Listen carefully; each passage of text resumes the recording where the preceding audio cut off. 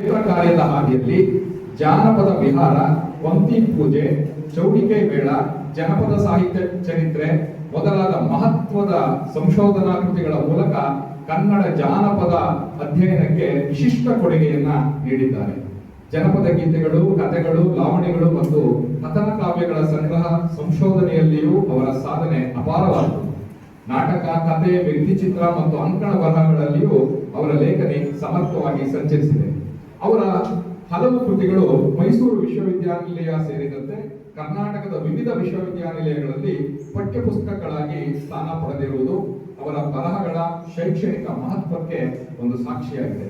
ಅವರ ಸುದೀರ್ಘ ಜಾನಪದ ಸೇವೆಯನ್ನ ಗುರುತಿಸಿ ಮಂಡ್ಯ ಜಿಲ್ಲಾ ರಾಜ್ಯೋತ್ಸವ ಪ್ರಶಸ್ತಿ, ಕರ್ನಾಟಕ ಜಾನಪದ ಅಕಾಡೆಮಿಯ ಜಾನಪದ ತಜ್ಞ ಪ್ರಶಸ್ತಿ, ಡಾಕ್ಟರ್ ಜಿ ಶಂಪಾ ಪ್ರಶಸ್ತಿ ಸೇರಿದಂತೆ ಹಲವು ಗೌರವಗಳು ಅವರಿಗೆ ಸಂದಿವೆ. 2006ರಲ್ಲಿ ಮಂಡ್ಯ ಜಿಲ್ಲಾ 7ನೇ ಕನ್ನಡ ಸಾಹಿತ್ಯ ಸಮ್ಮೇಳನದ ಸರ್ವಾಧ್ಯಕ್ಷತೆಯ ಗೌರವವೂ ಸಹ ಅವರಿಗೆ ದೊರೆತಿದೆ. 2015ರಲ್ಲಿ ಕರ್ನಾಟಕ ಜಾನಪದ ವಿಶ್ವವಿದ್ಯಾಲಯವು ಅವರಿಗೆ ಗೌರವ ಡಾಕ್ಟರೇಟ್ ನೀಡಿ ಗೌರವಿಸಿದೆ. ಜನಪದವನ್ನು ಕೇವಲ ಅಧ್ಯಯನ ವಸ್ತುವಾಗಿ ನೋಡದೆ ಜನರ ಬದುಕಿನ ಜೀವಂತ ಸಾಂಸ್ಕೃತಿಕ ಚರಿತ್ರೆಯಾಗಿ ಕಂಡವರು ಡಾಕ್ಟರ್ ಕ್ಯಾತನಹಳ್ಳಿ ರಾಮಣ್ಣರವರು. ಇಂದು ಗ್ರಾಮೀಣ ಬದುಕಿನ ಒಳಪದರಗಳು, ಸ್ಥಳೀಯ ಸಂಸ್ಕೃತಿ ಮತ್ತು ಜನಜೀವನದ ಅನುಭವಗಳನ್ನು ತನ್ನೊಳಗೆ ಹೊತ್ತಿರುವ ಮೋದೂರು ಮಹೇಶಾರಾಧ್ಯ ಅವರ ಇದು ಎಂತಹ ಲೋಕವಯ ಕೃತಿಯನ್ನು ಇಂತಹ ಹಿರಿಯ ಜಾನಪದ ವಿದ್ವಾಂಸರು ಲೋಕಾರ್ಪಣೆ ಮಾಡುತ್ತಿರುವುದು ಅತ್ಯಂತ ಅರ್ಥಪೂರ್ಣವಾದಂತಹ ಒಂದು ಸಂಗತಿ. ಅವರ ಕೃತಿಗಳು ನಾನು ಹೇಳ್ತಾ ಹೋದ್ರೆ ಇಲ್ಲಿ 2 ಪೇಜ್ ಅಷ್ಟು ಅವರ ಕೃತಿಗಳನ್ನ ನಾವಿಲ್ಲಿ ಬರ್ಕೊಂಡು ಬಂದಿದ್ದೀವಿ. ಸಂಶೋಧನಾ ಕೃತಿಗಳು ಸುಮಾರು 12 ಸಂಶೋಧನಾ ಕೃತಿಗಳನ್ನ ಅವರು ರಚಿಸಿದ್ದಾರೆ. ಅದರಲ್ಲಿ ಬಹಳ ಮುಖ್ಯವಾದದ್ದು ಫೇತ್ಫುಲ್ ಫ್ಲೀಟ್, ವ್ಯಕ್ತಿ ಮತ್ತು ಸಾಧನೆ, ಜಾನಪದ ವಿಹಾರ, ಗೊಂದಲಿಗರು, ಪಂಕ್ತಿ ಪೂಜೆ ಇವೆಲ್ಲವೂ ಸಹ ಅವರ ಕೃತಿಗಳು. ಮತ್ತು ಜಾನಪದ ಸಂಗ್ರಹ ಮತ್ತು ಸಂಶೋಧನಾ ಕೃತಿಗಳು 14 ಇದ್ದಾವೆ.